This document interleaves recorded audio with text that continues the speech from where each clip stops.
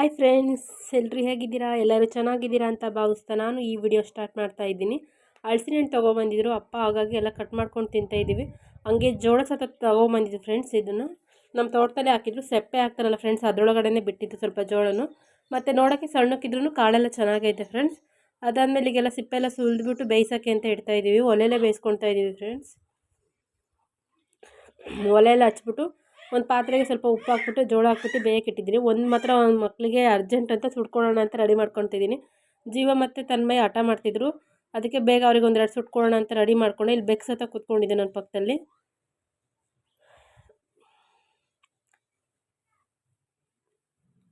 ಜೀವ ಮತ್ತು ತನ್ಮಯಿ ಮತ್ತು ನಮ್ಮ ಅಕ್ಕನ ಮಗಳು ಅವಳೆಲ್ಲ ಬಿಡಿಸಿ ಕೊಡ್ತಾ ಇದ್ದಾರೆ.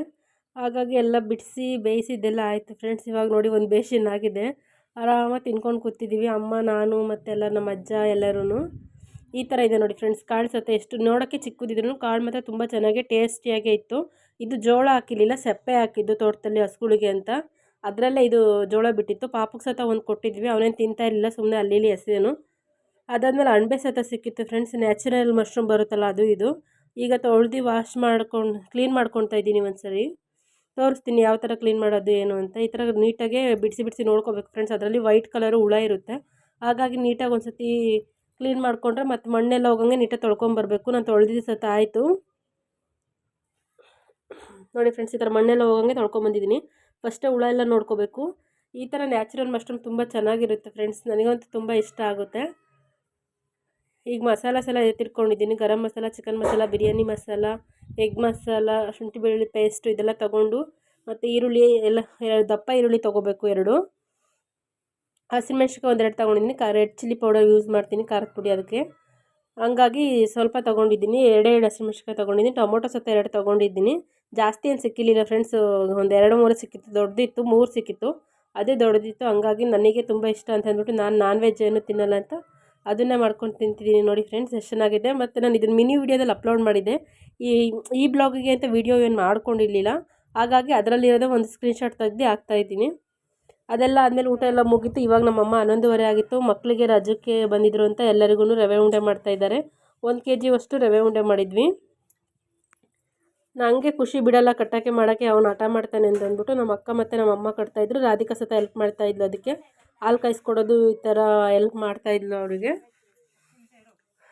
1 kgಗೆ ಒಂದು 40 ಆಗಿತ್ತು. ಮೀಡಿಯಮ್ ಸೈಜ್ದು ಕಟ್ಟಿದ್ವಿ, ತೀರಾ ದೊಡ್ಡದು ಅಲ್ಲ ತೀರಾ ಚಿಕ್ಕದು ಅಲ್ಲ ಅಷ್ಟು.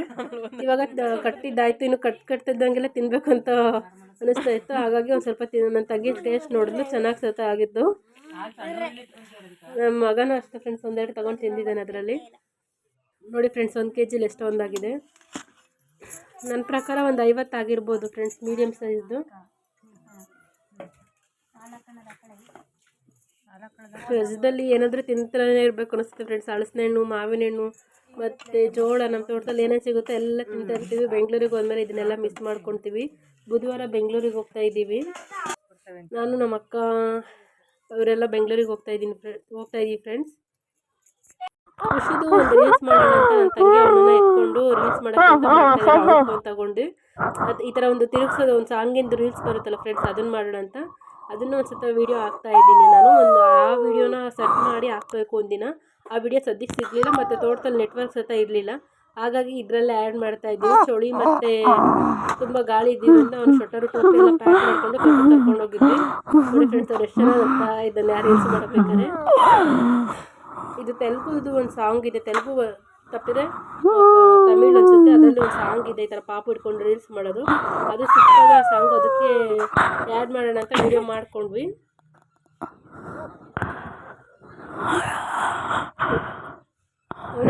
ಅವನು ಖುಷಿ ಆಗ್ತಾಯಿತ್ತು ಆಟ ಆಡ್ಸೋರಿದ್ರೆ. ನಮ್ಮ ರಾಧಿಕಾ ಇದ್ದರೆ ಅವನಂತೂ ನನ್ನ ಹತ್ರ ಅಂತೂ ಬರೋಲ್ಲ ನೋಡಿ. ಈ ಥರ ರೀಲ್ಸ್ ಬರುತ್ತಲ್ಲ, ಈ ಸಾಂಗ್ದದು ರೀಲ್ಸು. ಅದಾದಮೇಲೆ ನಾನು ಸಾಂಬಾರು ಮಾಡೋಣ ಅಂತ ಇಲ್ಲಿ ಸಾಂಬಾರಿಗೆ ರೆಡಿ ಮಾಡ್ಕೊತಾ ಇದ್ದೀನಿ. ಬದನೆಕಾಯಿ, ಹಸಿಮೆಣ್ಸಿನ್ಕಾಯಿ, ಡಬಲ್ ಬೀನ್ಸು ಮತ್ತು ತೆಂಗಿನಕಾಯಿ ತೊಗೊಂಡಿದ್ದೀನಿ ಫ್ರೆಂಡ್ಸ್. ಪಾಲಕ್ ಸೊಪ್ಪು ಇದನ್ನು ತೊಗೊಂಡು ರುಬ್ಬಿ ಚಟ್ನಿ ಥರ ಸಾಂಬಾರು ಚಟ್ನಿ ಬರುತ್ತಲ್ಲ ಫ್ರೆಂಡ್ಸ್, ಸಾಂಬಾರು ಸತ ಆಗುತ್ತೆ ಅದರಲ್ಲಿ. ಬೇಕಂದರೆ ನೀರು ಜಾಸ್ತಿ ಆ್ಯಡ್ ಮಾಡಿಕೊಂಡ್ರೆ ಸಾಂಬಾರು ಥರ ಅನಿಸುತ್ತೆ, ಕಮ್ಮಿ ಆ್ಯಡ್ ಮಾಡಿದ್ರೆ ಚಟ್ನಿ ಥರ ಅನಿಸುತ್ತೆ.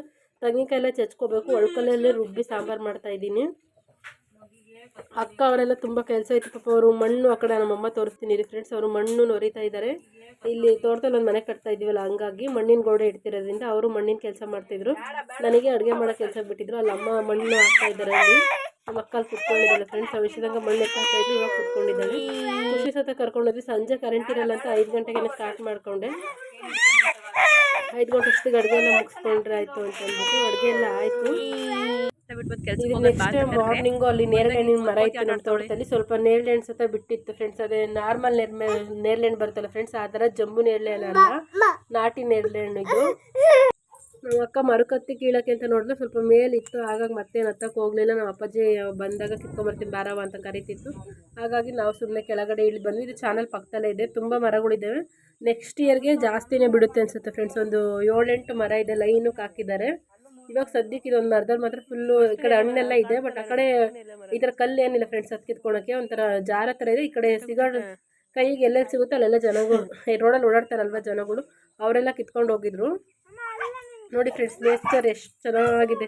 ಬೆಳಗ್ಗೆ 7:30 ಬ್ಲಾಗ್ ಮಾಡಿಕೊಂಡೆ. ಸ್ವಲ್ಪ ಎಷ್ಟು ಪ್ರಶಾಂತವಾಗಿದೆ, ಆರಾಮಾಗಿ ಅಲ್ಲಿರ್ಬೋದು ಫ್ರೆಂಡ್ಸ್. ಅಲ್ಲಿ ನವಿಲುಗಳು ಎಲ್ಲ ಪ್ರಾಣಿನೂ ಬರುತ್ತೆ. ಫಸ್ಟ್ ಆ ಕಡೆ ಚಾನಲ್ ಇದೆ, ಹಾಗಾಗಿ ಈ ಕಡೆ ಏನು ಪ್ರಾಣಿಗಳೇನು ಬರಲ್ಲ.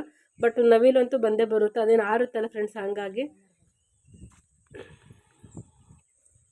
ಹಂಗೆ ಒಂದು ವಾಕ್ ಮಾಡಿಕೊಂಡು ಬೆಳಗ್ಗೆ ನಾನು ನಮ್ಮ ಅಕ್ಕ ನಮ್ಮಮ್ಮ ನಮ್ಮ ಅಕ್ಕನ ಮಗಳು ಆರಾಮಾಗಿ ವಾಕ್ ಮಾಡಿ ಬಂದು ಅದಾದಮೇಲೆ ಚಿತ್ರಾನ್ನ ಮಾಡಿಕೊಂಡು ಎಲ್ಲರೂ ಬಾಳೆದೆಲ್ಲ ಹಾಕ್ಕೊಂಡು ತಿಂತಾಯಿದ್ವಿ ಫ್ರೆಂಡ್ಸ್. ಅದಾದಮೇಲೆ ನಾನು ತೋಟದಿಂದ ಮನೆಗೆ ಬರಬೇಕು. ನಮ್ಮ ಅಜ್ಜ ಬೇರೆ ಮನೇಲಿತ್ತು, ಅವ್ರಿಗೂ ಊಟ ತೊಗೊಂಡು ಬರೋಣ ಅಂತ ತೋಟದಲ್ಲಿ ಚಿತ್ರಾನ್ನ ಮಾಡಿದ್ವಿ. ಅದನ್ನೇ ಪ್ಯಾಕ್ ಮಾಡ್ಕೊಂಡ್ವಿ, ಮನೆ ಕಡೆ ಹೊರಟಿದ್ವಿ ಫ್ರೆಂಡ್ಸ್. ತೋಟದಿಂದ ಮನೆ ಕಡೆ ಬಂದ್ವಿ. ಇದು ಡ್ಯಾಮ್ ರಸ್ತೆ. ಇಲ್ಲಿ ಸ್ವಲ್ಪ ಮಣ್ಣು ರೋಡ್ ಇದೆ. ಅದಾದಮೇಲೆ ಸ್ವಲ್ಪ ದೂರ ನಡ್ಕೊಂಡ್ಬಂದು ಇವಾಗ ಈ ಥರ ಟಾರ್ ರೋಡ್ ಬರುತ್ತಲ್ಲ, ಅಲ್ಲಿ ಬೈಕಿಗೆ ಹತ್ಕೊಂಡು ಬರ್ತಾಯಿದ್ದೀನಿ. ತುಂಬ ಜಾರುತ್ತೆ TVS, ಹಾಗಾಗಿ ಬೈಕಲ್ಲಿ ಏನು ಬರೋಕ್ಕೆ ಹೋಗಲಿಲ್ಲ ಫ್ರೆಂಡ್ಸ್.